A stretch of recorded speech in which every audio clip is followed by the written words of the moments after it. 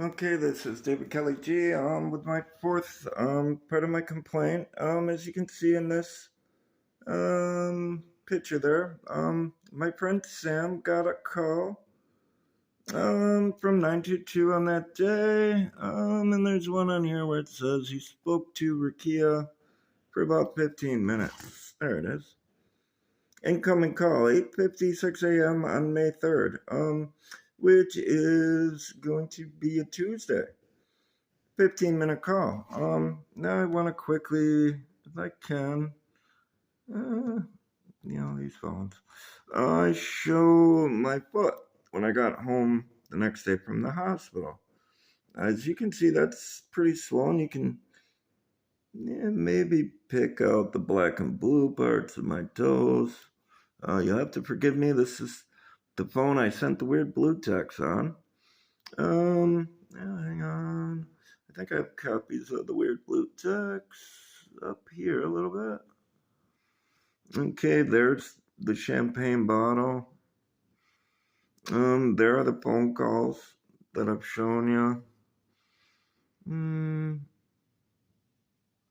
There's pictures of my aunt's text bot. Hang on, I should have the actual blue text just so you can see what I'm saying.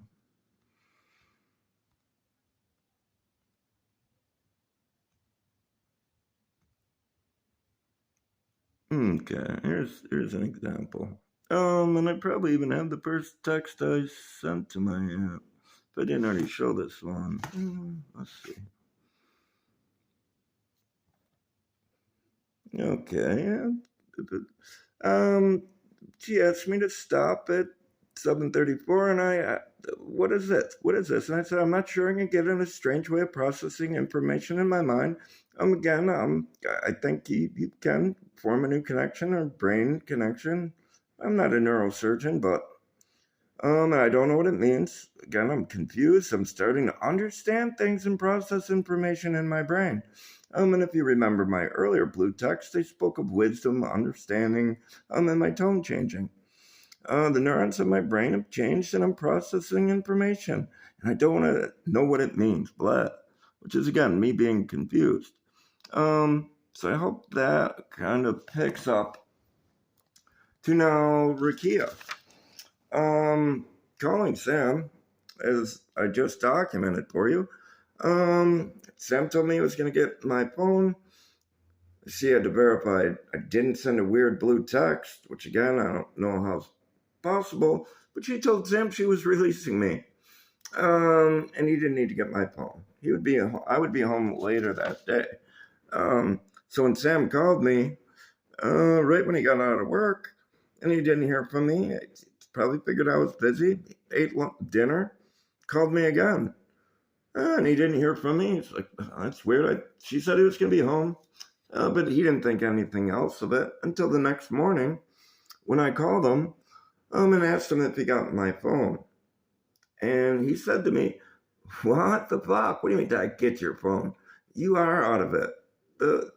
Rakia said to me, she released you yesterday. I even tried calling you twice. You weren't home. Now, the weird thing is Rakia, after telling Sam she's sending me home, she doesn't need to get my phone, or he doesn't need to get my phone, came back in and told me, well, there's no way I sent a blue text to my brother, and it was incoming, or an incoming text, which again, I was like, you don't understand. I sent the text.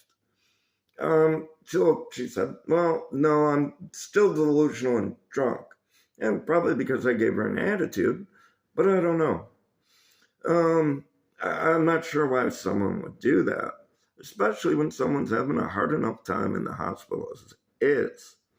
So I really want to know why she would tell Sam one thing and tell me another thing.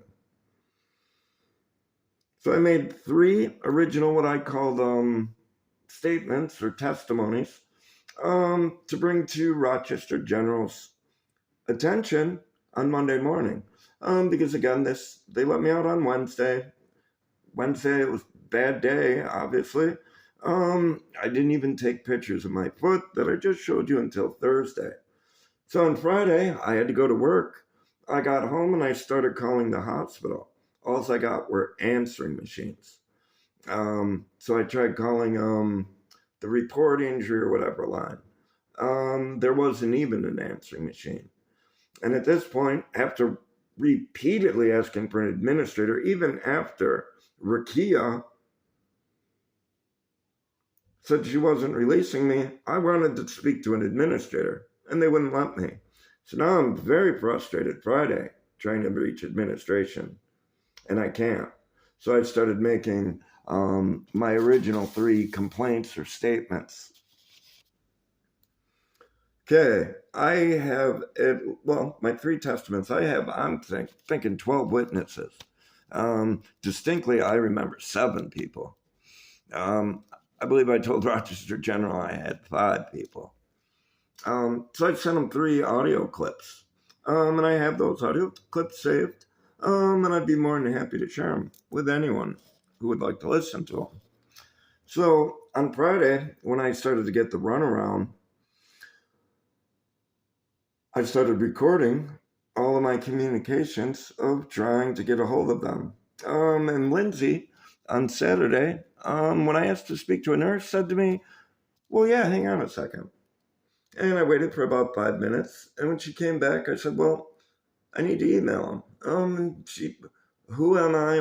Why do I want to do this? So I explained to her kind of what happened. And said, well, no, I didn't even explain to her. I just said, whenever the charge nurse is off the phone, tell him to call me. And if he doesn't call me, I'll call back in a half an hour. But when I call back, I want an email. And then she started, well, he's busy. What's the problem? And I kind of explained it to her. And she said, well, he can't call you back or he won't call you back. I have that tape as well. And this is right after she told me to hang on. He's on the other line. So I taped that call. And I told Lindsay I was bringing it to administration. And I tried to do that on Monday morning and repeatedly throughout the day. And it was impossible to get through to Rochester General Hospital because they wouldn't give me an email because of HIPAA.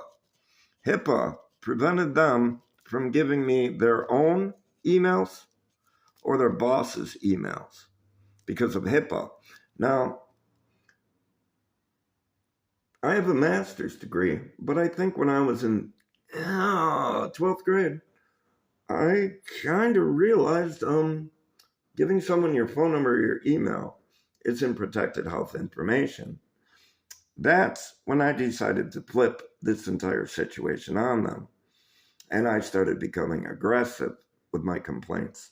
But I let them know I was going to sue them. I was going to lawyer up. But I was also going to write a book. And I'd also bring it to the media's attention. And then, as they never called me back, Lori, who is Brad Schilling's, because Brad Schilling has emailed me and he sent me a letter, and he is the patient relations guy at Rochester General, told me I couldn't have Lori's email, his boss's email, because that was protected health information. And I asked everybody in that hospital. Carly, the secretary that I called, she wouldn't give me her email or her boss's email because it was protected health information. But she told me I could get an email off Rochester General's website. And I already knew you're not going to find an email on the website. So I went to the website. There was no email. I called Carly back and let her know there's no email. And she's like, well, hang on. She had a bunch of people ahead of me. And I said, well, be patient with me. And she came back and she was frustrated. And she said, sir, you don't understand how hard it is to get an email. And that's when I told Carly, yeah, I kind of know what you're talking about. So give me your email or your supervisor's email. And she wouldn't. She transferred me over to someone who wouldn't give me their name or email, who transferred me to Brad, who gave me the same story about not being able to give me his boss's email. But I kind of backed him into a corner and told him I was going to email him my complaint. And he better bump it up to Lori. I don't think he did.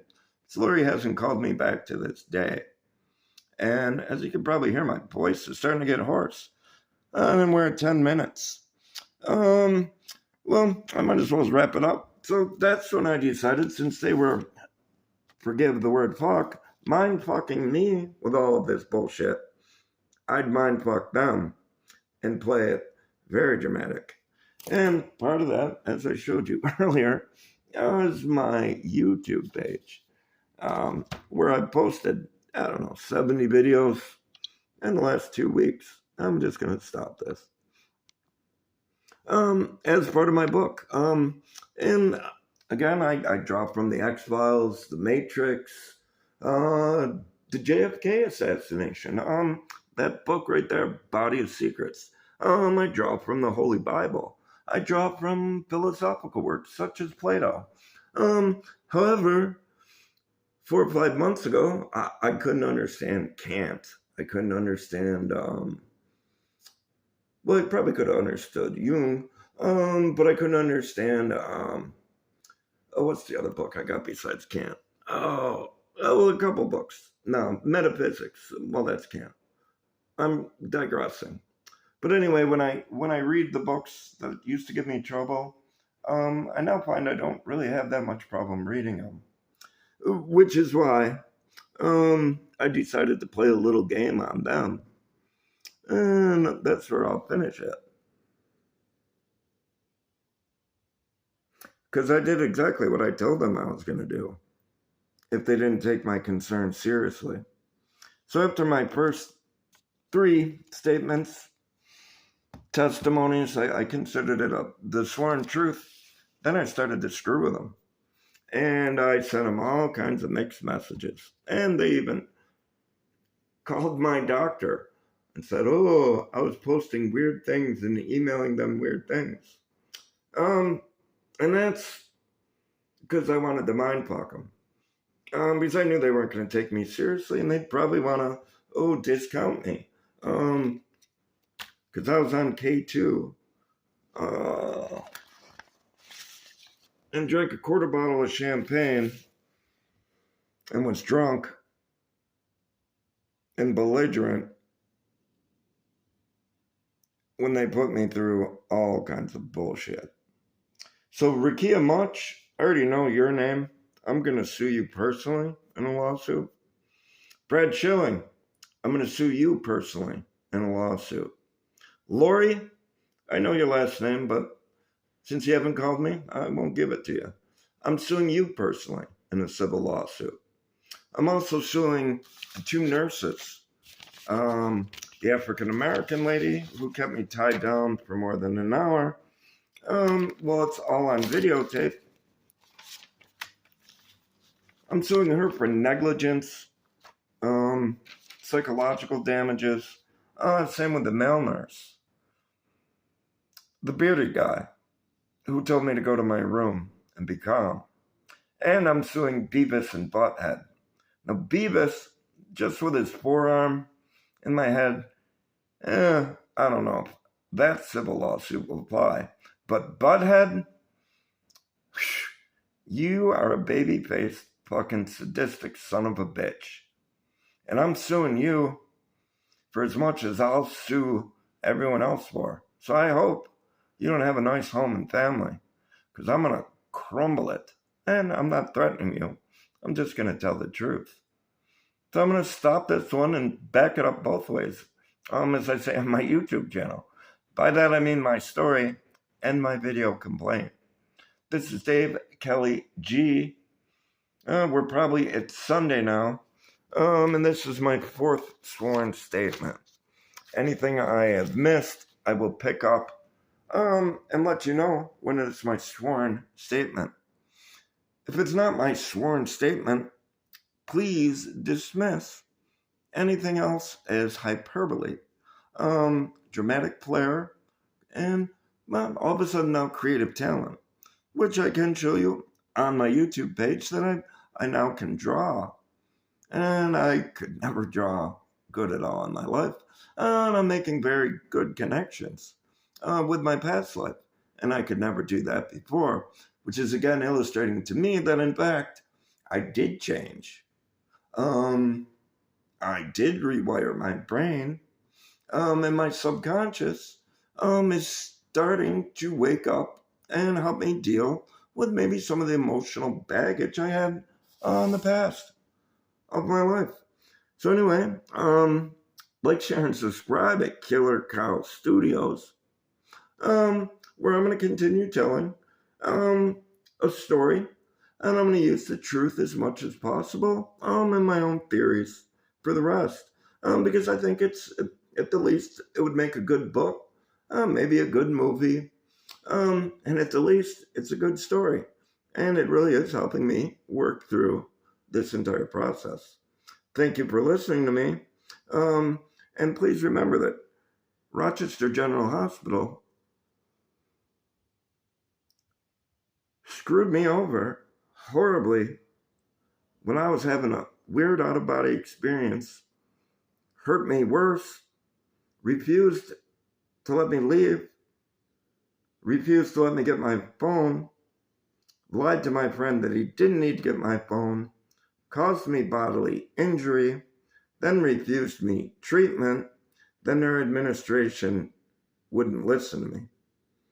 So I will be filing a lawsuit against them, and if attorney wants to take it now, I'll give him whatever he wants to take out of the case. Otherwise, I'll sue them personally. Thank you very much, everyone.